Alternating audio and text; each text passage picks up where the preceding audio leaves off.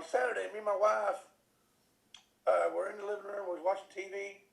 Everything seemed to be just perfectly fine. At least I thought it was. Everybody was in there playing. You could hear them laughing and carrying on.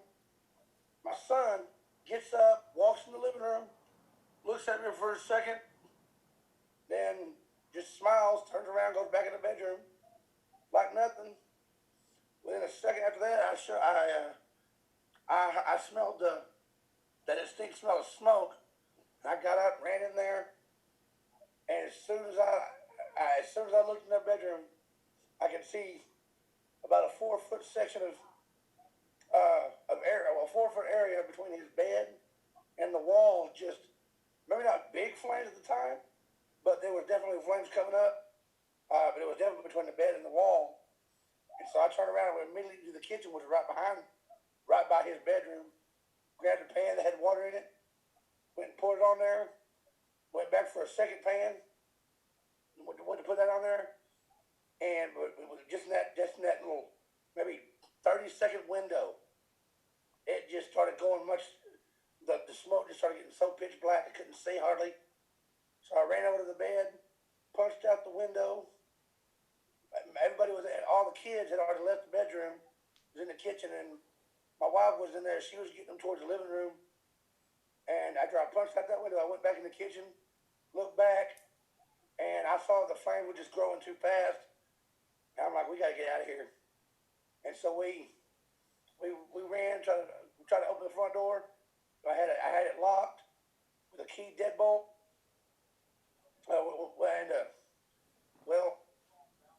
With that key locked, I couldn't find the key. We couldn't get out none of the other windows because I had them all protected from my kids because I kept breaking them.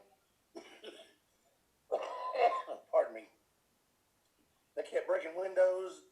I didn't want them getting hurt, so I had to put some little protective devices in place to keep them from getting there. So, which turned out to be a bane, to be honest, but it's not the best thing.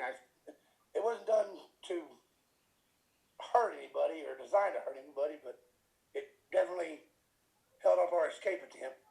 But then I went to our bedroom door, just kicked it open, ran straight to the bed, started punching out that window.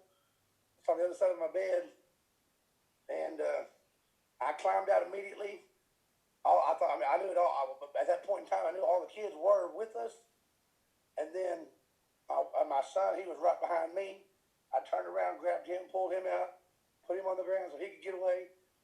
My wife got to the window. She was leaning in and out like she was about to pass out right there on the spot.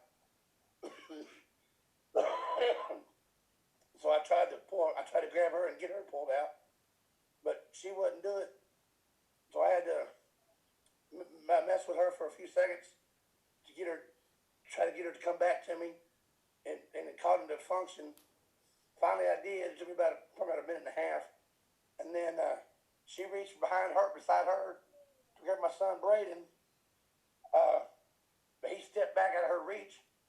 So what I did, I broke out the next window beside it, and I was able to catch him before he could get away again, because he didn't understand he was backing away. And by then, Carlee had disappeared on me, my little girl. But I got Braden out. Then I got my wife out, tried to get back in the window to go find Carlee. But unfortunately, that window was too high to get back in.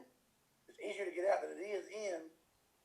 So I ran around to the front, tried to break out that front glass window in the living room. And as soon as I did that, more flames just shot out the window with a big old cloud of smoke. And then by then, the landlord and a whole bunch of other people were starting to show up. We started breaking other windows, trying to get.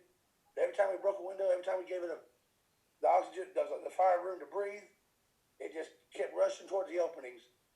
And then we kicked in that front door. More fire shot out of it, caught our van on fire, destroyed it. Well, not right away, but it took a few seconds, but it was so hot. And then you just see the flame just shooting in there, hearing windows shattering and things popping and breaking every which way and crackling. And I'm sitting there calling for my daughter to get her to come to me, trying to get her to find my voice. I don't know how she got away from us during all the commotion, but she did. And I kept trying to look for her, call to her, trying to get her to follow my voice and come to me so I could get her out. I kept trying to find any way I could to get back in there to her.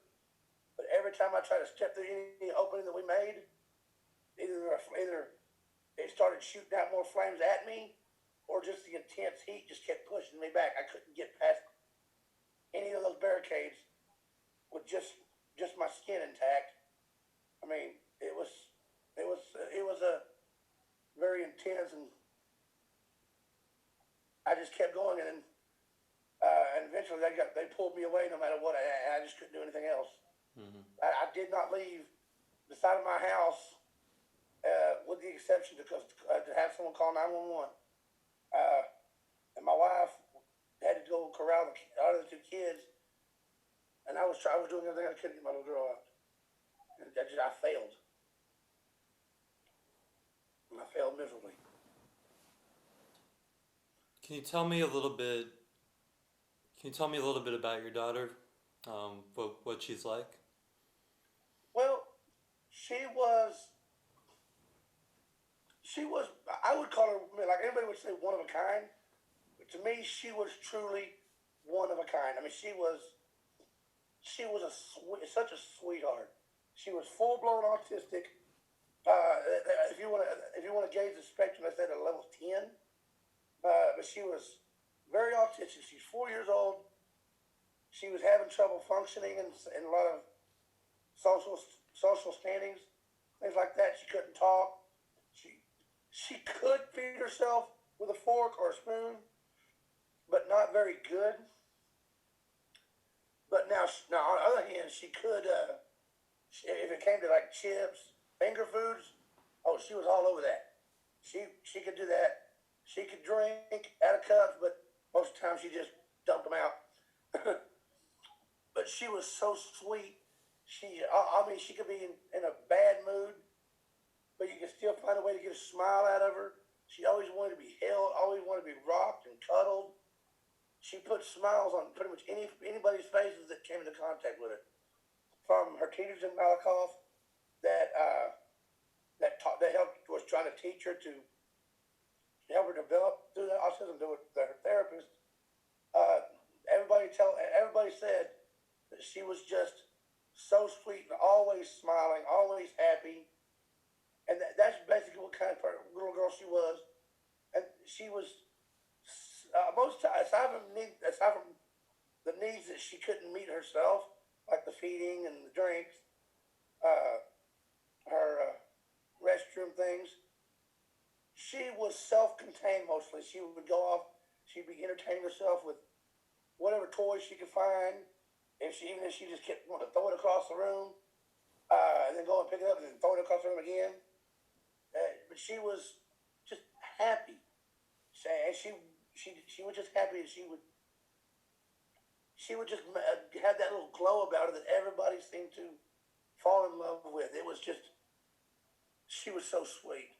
And it's heartbreaking to know that we're not going to be able to experience any of that again. Because, I mean, that's something that, it's just something that is so, that stays with you. That's a good memory we're going to have of her, and it's something that's going to stick with you. It just makes it harder when you think about all the smiles and all the joy she brought to pretty much everybody, even somebody she didn't hardly know. She didn't care.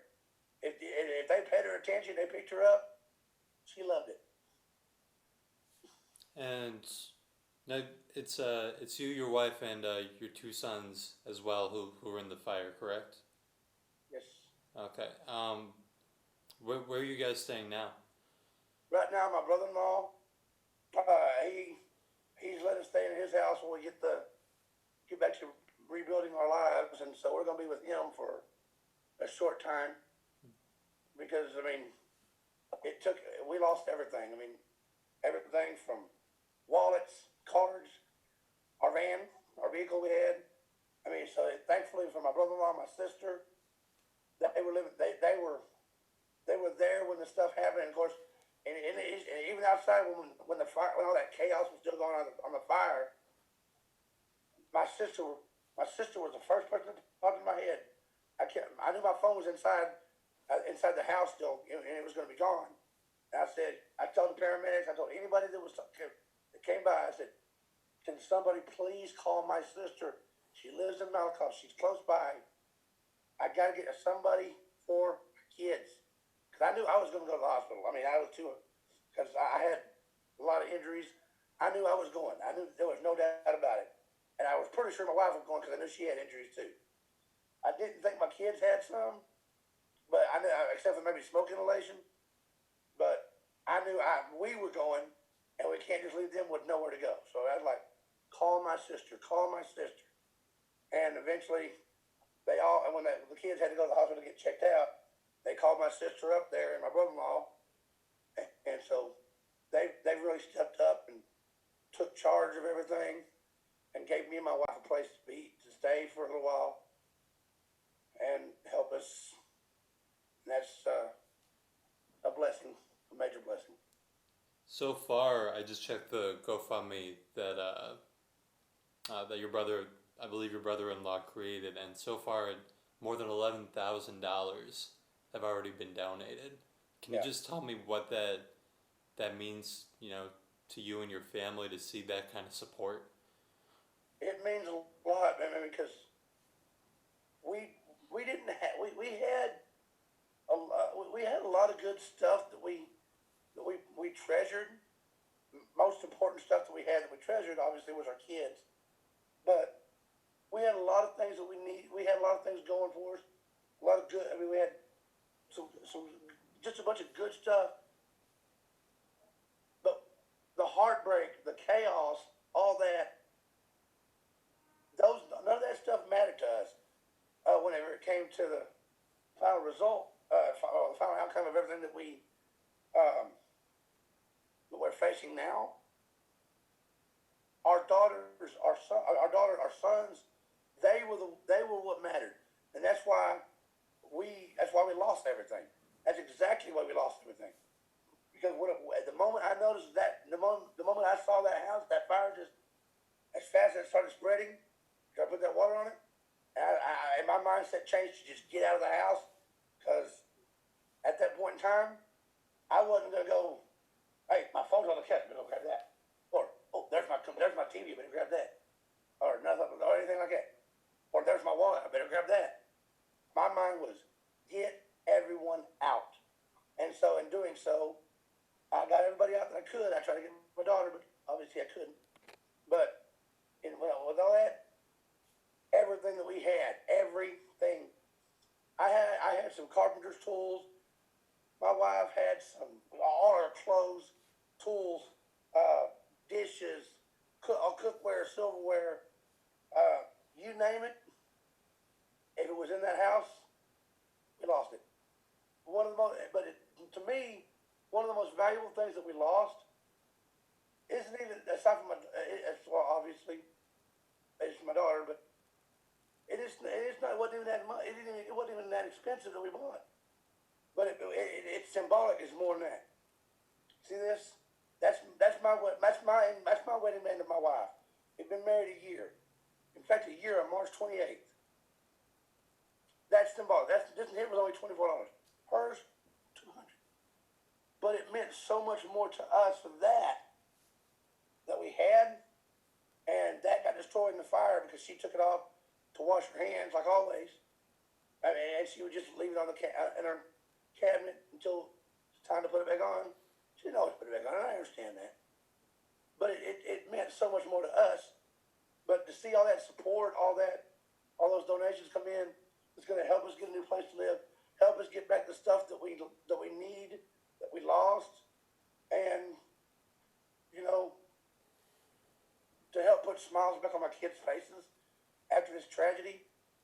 It's a powerful feeling, because I never thought that I'd be looking at that, at the kind of support that we've already been seeing as of this point.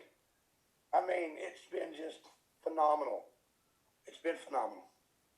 What would you like me, when I'm telling this story later, if there's one thing that you want me to tell East Texas about your family and your daughter? Is there something you'd like that to be? Life is too short to worry about the little things, or to worry about to not focus on the little things. I should say. Life is too short. It's too precious. If your kid comes up to you and they want some attention, you know, even if you're super busy, take a few minutes, pick them up, hold them, cuddle them close, because that simple act could be the last. I mean, I hate to say it, but that one little action could haunt you if everybody died the very next second if you didn't do it. And in my case, for my daughter, I had picked her up just a little bit earlier that day. Then I picked her up, I held her. Of course, she wasn't coming in there wanting me attention right then. But I could have been there playing with them. I could have been there sitting on the floor with them. But no, I was there watching TV. No, I mean, not uncommon. I wasn't doing anything out of the ordinary. It's just that, when you look back on just what just happened to us, there was something else. I could have been doing something else, and really living in the moment. But that's when you look at it and you say, you don't know what's going to happen in the next second, next 5 minutes, or the next 20 years. I mean, you can be a psychic. I don't personally believe in it. But life it's short. Life is short. It's precious. Embrace it. Love it. And just,